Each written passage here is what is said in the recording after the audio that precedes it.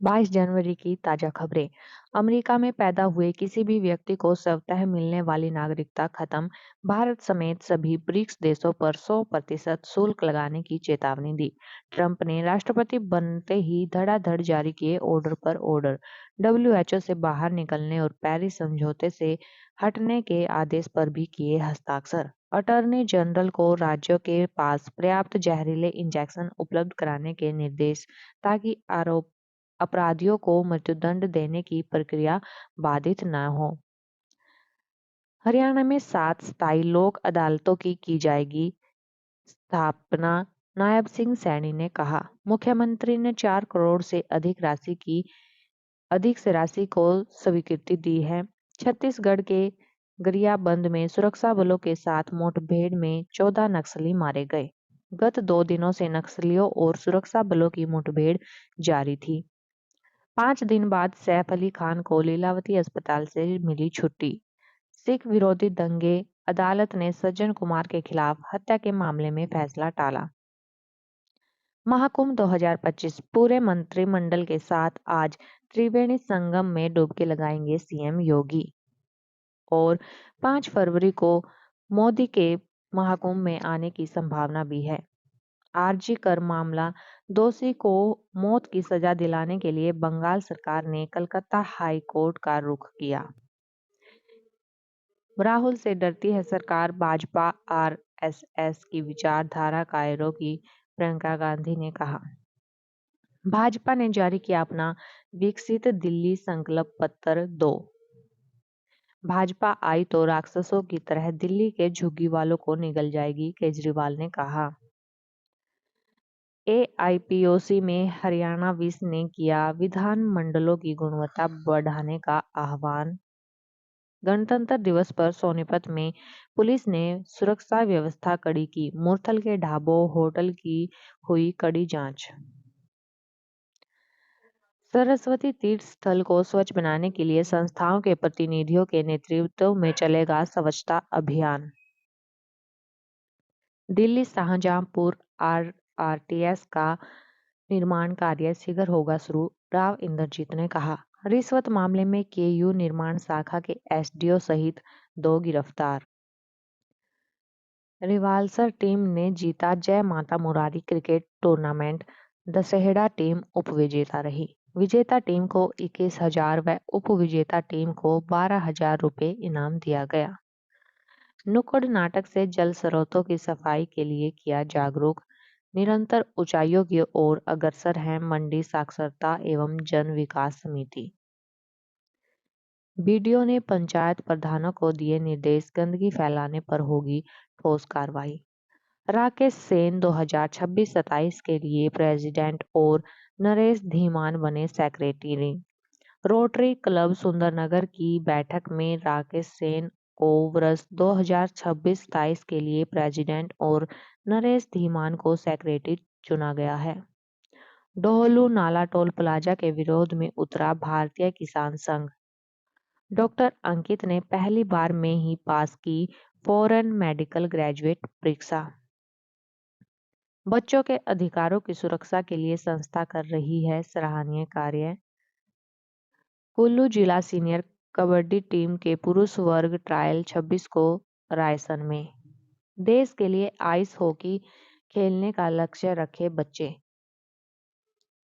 धर्म गौ सेवकों ने गौ हत्या बंद करने की मांग को लेकर किया प्रदर्शन।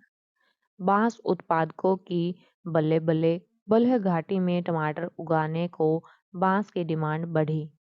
हिमाचल संघ के पेंशनरों में सरकार के प्रति आक्रोश, भुगतान में देरी पर जताई नाराजगी। संविधान गौरव दिवस को उत्सव के रूप में मनाएगी बंजार भाजपा। हरियाणा के प्रत्येक गांव में एक सोलर पावर हाउस बनाने का सुझाव दिया अनिल विज ने। ऊर्जा मंत्री बोले, हरियाणा भविष्य में भी इसी उत्साह से नवीनीकरण ऊर्जा को बढ़ावा देने का करेगा काम। पर्यावरण को बचाने की जितनी सफलता होनी चाहिए अभी उतनी नहीं है।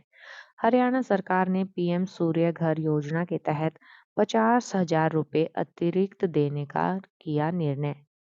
हरियाणा बिजली निगमों को अद्वितीय कार्य करने पर किया जाएगा सम्मानित। हरियाणा राज्य फार्मेसी काउंसिल के 6 सदस्य चुने गए। हरियाणा के मुख्यमंत्री नायब सिंह सैनी नई दिल्ली में केंद्रीय पर्यावरण, वन और जलवायु परिवर्तन मंत्री श्री भूपेंद्र यादव से शिष्टाचार मुलाकात करते हुए हरियाणा बोर्ड ने 10वीं 12वीं की परीक्षा का संशोधित तिथि पत्र किया जारी।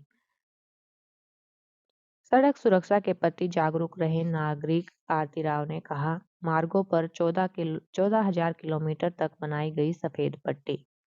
अब वीटा शुगर फ्री प्रोडक्ट भी बनाएगा। उत्पादों की संख्या में होगी बढ़ोतरी, ब्रांडिंग पर रहेगा जोर। अरविंद शर्मा बोले, जींद के घी की होगी ब्रांडिंग, प्लांट की क्षमता बढ़ाने पर भी हुई चर्चा। करनाल में स्थापित किया जाएगा एग्रो मॉल।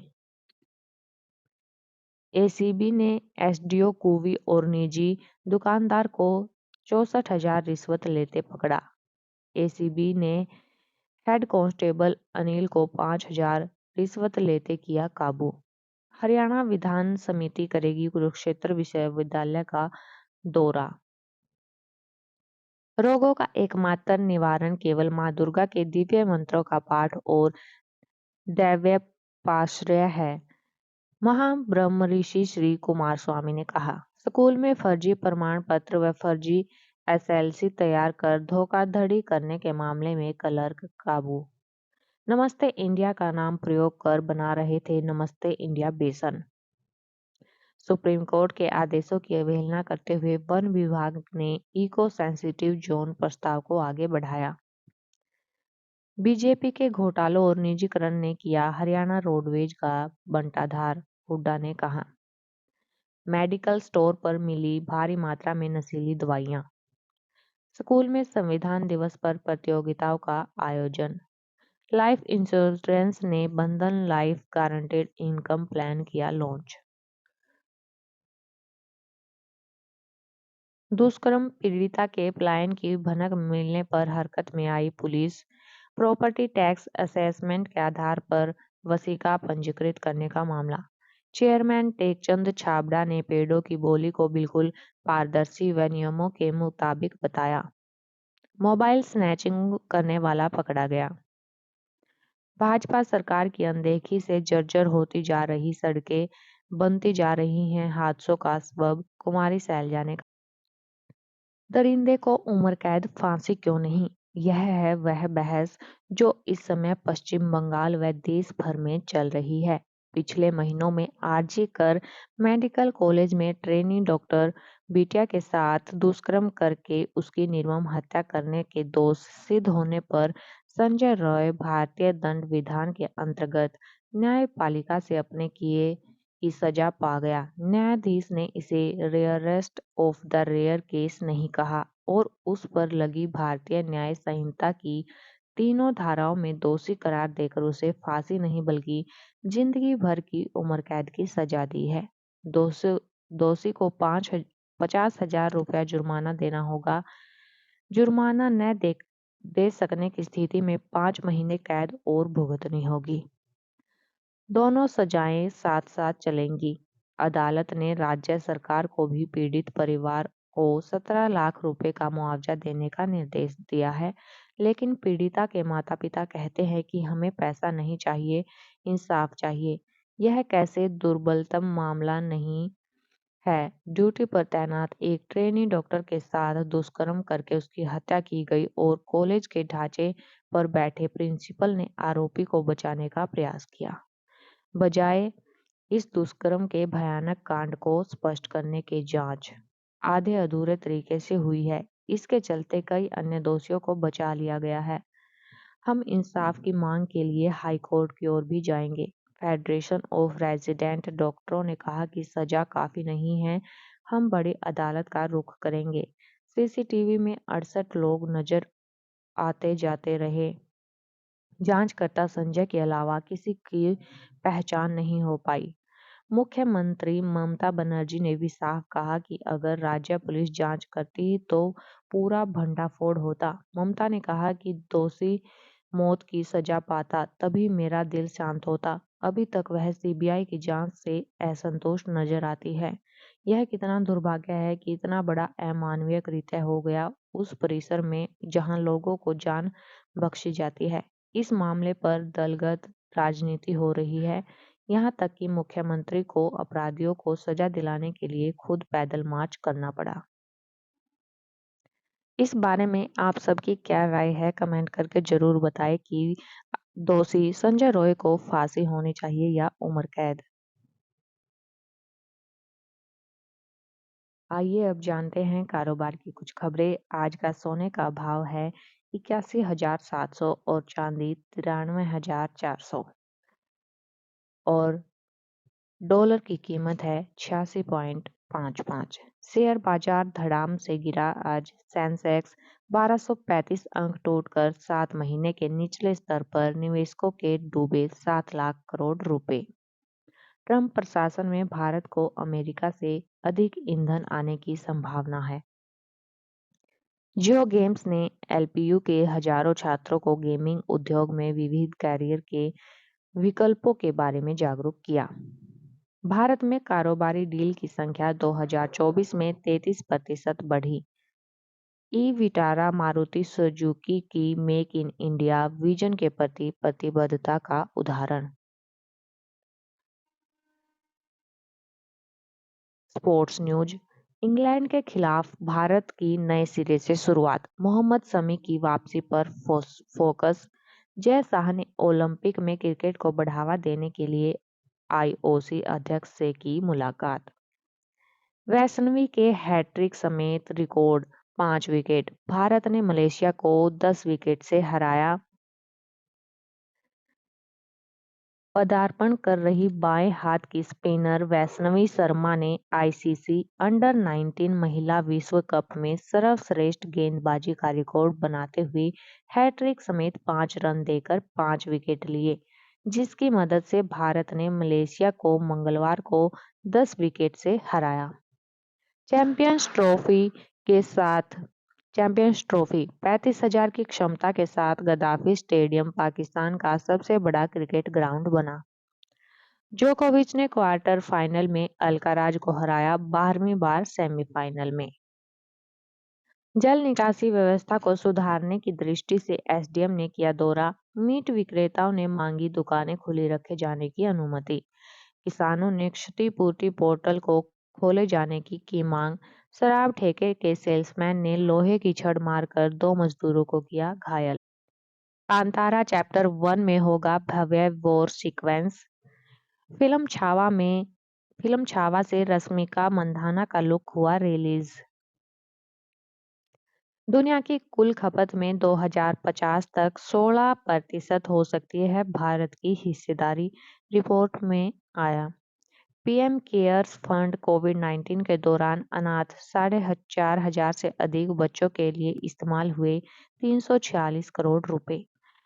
भूटान की राजमाता ने शाही परिवार के सदस्यों के साथ देखा ताजमहल। 2 फरवरी से आम लोगों के लिए खुल जाएगा अमृत उद्यान। फिल्म पंजाब 95 अंतर्राष्ट्रीय स्तर भी नहीं होगा रिलीज, पोस्ट में दिलजीत ने दी जानकारी। अमिताभ बच्चन ने 83 करोड़ में बेचा डुप्लेक्स अपार्टमेंट। पुलिस सैफ के हमलावर को घटनास्थल पर लेकर पहुंची। पाकिस्तान पंजाब में पतंग उड़ाने पर पूर्ण प्रतिबंध, उड़ाते पकड़े जाने पर 3 से 5 साल की जेल, पतंग बनाने वालों को 5 से 7 साल की जेल या 50 लाख रुपए जुर्माने का प्रावधान। महाकुंभ में पहुंचे गौतम अडानी, भंडारा सेवा में बनाया महाप्रसाद। कलायत में पत्नी को शराब पिलाकर सड़क पर लिटाया, फिर ऊपर चढ़ा दिया ट्रक। खेतों में पड़ा मिला महिला का शव, 3 गिरफ्तार। प्रवासी मजदूर को लाठी डंडों से पीटकर किया घायल, इजलाज के दौरान युवक की हुई मौत। कैप्री गोल्ड लोन बैंक शाखा भूना के प्रबंधक की रेलवे स्टेशन टोहाना में मालगाड़ी के नीचे आने से हुई मौत। बैंक प्रबंधक की पत्नी जेबीटी टीचर है। कैप्री गोल्ड लोन बैंक शाखा भूना के प्रबंधक थे नवीन कुमार, जिनकी मौत हो चुकी है रेल के नीचे आने से। टोहाना के पूर्व विधायक 104 वर्षीय चौधरी करम सिंह ढांगरा का आकस्मिक निधन। बाइक को गाड़ी चालक ने मारी टक्कर, एक की मौत, दूसरा घायल। उत्पीड़न से परेशान युवक ने किया सुसाइड, मरने से पहले बनाया वीडियो। मुठभेड़ में ढेर हुए मंजीत का खुला राज, किया था भाई का कत्ल, हड़पना चाहता था मां के 2 लाख रुपए। प्रयागराज महाकुंभ में प्राचीन सूरजकुंड मंदिर द्वारा की जाएंगी महायज्ञ में 3 करोड़ आहुतियां। अंतर्राष्ट्रीय सरस्वती महोत्सव को गीता जयंती की तर्ज पर मनाएंगे बड़े स्तर पर, नेहा सिंह ने कहा। इंदिरा गांधी कॉलेज के जय करण ने कराटे प्रतियोगिता में पदक जीतकर कॉलेज व शहर का नाम किया रोशन।